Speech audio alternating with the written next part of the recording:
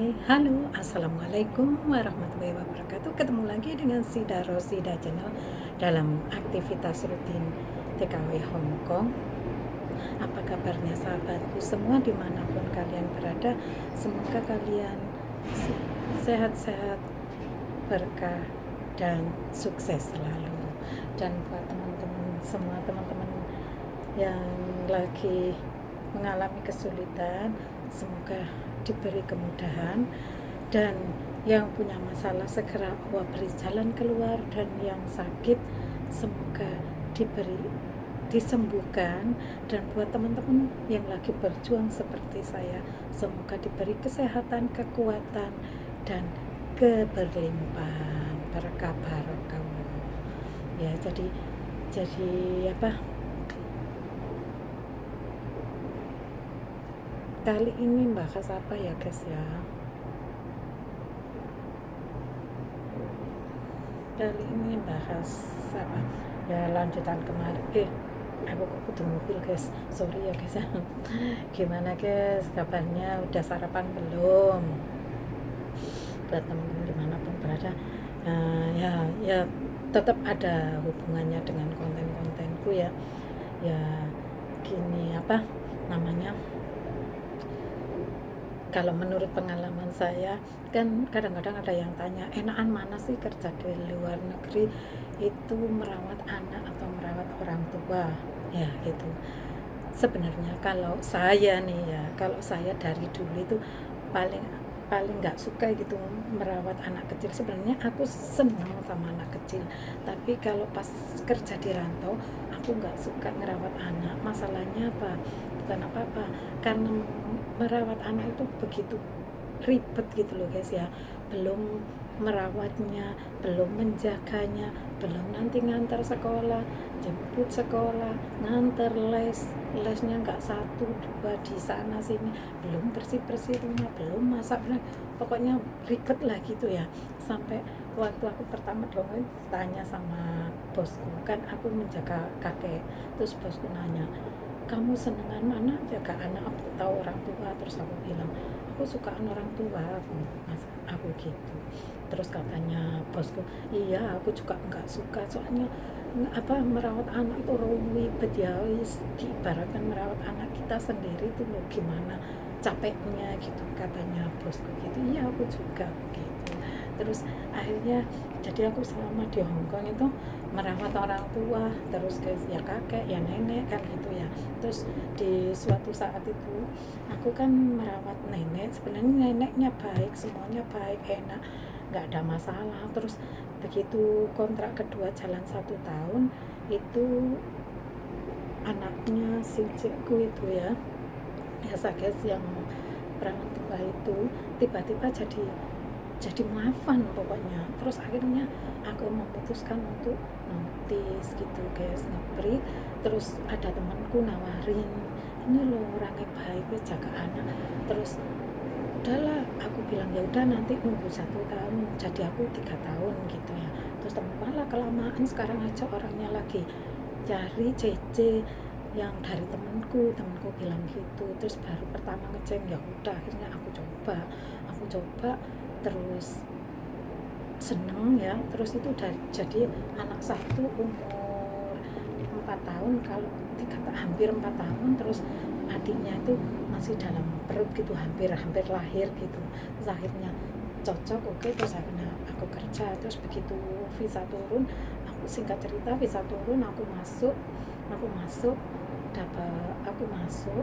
bayi itu lahir. Jadi kan bayi itu kenalnya sama aku, dekatnya sama aku gitu. Akhirnya ya udah, akhirnya aku merawat. Benar guys, begitu banyak kerjaan mas, gak ada hentinya istilahnya gitu. Pokoknya dari bangun tidur sampai tidur lagi, soalnya bayinya juga tidur sama aku. Akhirnya aku ya sudahlah, bosku ngomong ya udah kamu kerja di sini aja ya sampai lama, ngomong gitu, nggak usah pagi-pagi. Terus aku bilang, iya aku masih pengen kerja di Hong Kong, kalau enggak 6 ya 7 tahun lagi. Mungkin anakmu umur 7 tahun aku pulang udah nggak balik lagi ya begitu ya. Oke, sepakat ya. Sampai wis aku jalanin pokoknya, ya itu sampai anaknya kewelet sama aku, soalnya kan tidurnya sama aku. Tapi ya balik lagi, sayangnya kita sama majikan, sama keluarga majikan, atau sama anak atau sama nenek yang kita rawat, ya sebatas kontrak. Karena ya itu, majikan kan berhak memutuskan kontrak kapan saja, walaupun gak ada masalah selama dia mau gitu. Tapi intinya ini kan bukan bosku yang pingin memutuskan, tapi mertuanya, karena mertuanya pingin merawat neneknya sendiri, pengen merawat cucunya sendiri, karena cucunya itu nggak mau sama neneknya itu, sama bobonya itu nggak mau. Udah terbiasa sama aku mah, jadi dikit-dikit terus akhirnya ya jadilah kecemburuan sosial. Terus akhirnya kebenaran neneknya pingin, ya udah, terus ya itu akhirnya aku diminta sama bos itu, gak ada absen, gak ada angin, gak ada masalah. Tapi alhamdulillahnya semuanya lancar, dan dikasih surat finish, jadi aku nunggu visa, gak usah pulang Indo di sini. Jadi aku udah masuk kerja, dapat 2 minggu visa aku turun gitu guys. Ya jadi suka dukanya merawat job anak atau orang tua ya seperti itu. Tapi balik lagi, semua itu tergantung pribadinya gitu loh guys, ya pribadi kita ya. Jadi kita itu kalau sudah merantau, pertama ya ingat tujuan awal, kedua ya udah kita harus konsekuen dan konsisten jalani job kita, baik job kita anak atau orang tua gitu. Jadi terus buang semua pikiran-pikiran negatif, tarik pikiran positif, karena kalau kita mikirnya negatif itu bisa terjadi loh guys, itu sama aja sugesti ya, sama aja mensugesti diri kita loh. Jadi karena ini menurut pengalaman saya, maka aku bisa ngomong seperti ini. Jadi kalau ya seperti doa aja loh, doa atau kata-kata itu baik buruk gitu loh, Tuhan kabulkan. Jadi alangkah baiknya kita berkata-kata yang baik seperti itu, karena kata-kata atau doa itu kan sama, baik buruk itu Tuhan kabulkan. Jadi alangkah baiknya kalau kita berpikir itu yang positif gitu loh guys, karena itu positif itu untuk mensugesti diri kita sendiri. Jadi buanglah negatif thinking, positif thinking aja, biar yang terjadi yang positif gitu. Itu kalau menurut saya ya guys ya, kalau menurut saya. Jadi ya gitulah, paling tidak itu kita itu diisi lah, jangan